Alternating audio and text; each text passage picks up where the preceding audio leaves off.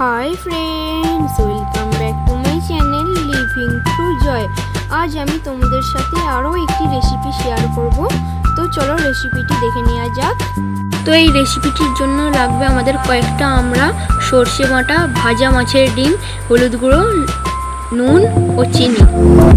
তারপর আমড়াগুলিকে খোসা ছাড়িয়ে ভালোভাবে ধুয়ে নিয়ে একটি কড়াইয়ের মধ্যে দিয়ে দিতে হবে এবং আগে থেকে বেটে রাখা সর্ষেগুলিকে দিয়ে দিতে হবে।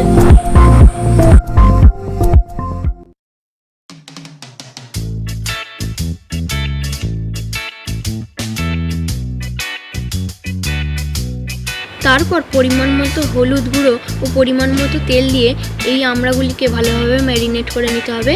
কিন্তু আমাদের একটা কথা মাথায় খেয়াল রাখতে হবে যে যখন আমরা এই আমড়াগুলিকে ম্যারিনেট করব তখন গ্যাসের ফ্লেমটা জ্বালাবো না। আমড়াগুলি ম্যারিনেট করা হয়ে গেলে তারপর আমরা গ্যাসের ফ্লেমটা জ্বালিয়ে এই রেসিপিটি শুরু করব।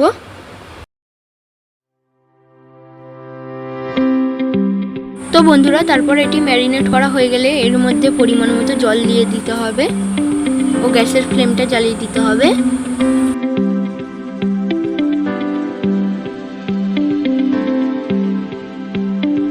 তো তারপর বন্ধুরা এটিকে 5 মিনিটের জন্য ঢাকা দিয়ে রাখতে হবে। 5 মিনিট পর এটিকে খুলে এটিকে ভালোভাবে নেড়ে নিতে হবে। তারপর একে একে এর মধ্যে নুন ও চিনি দিয়ে দিতে হবে ও ভালোভাবে নেড়ে চেড়ে নিতে হবে।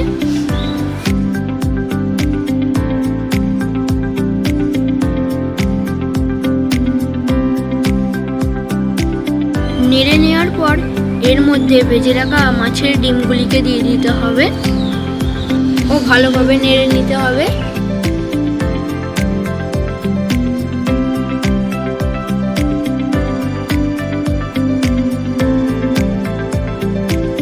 কিছুক্ষণ ভালোভাবে নেড়ে চেড়ে নেওয়ার পর গ্যাসের ফ্লেমটিকে অফ করে দিতে হবে।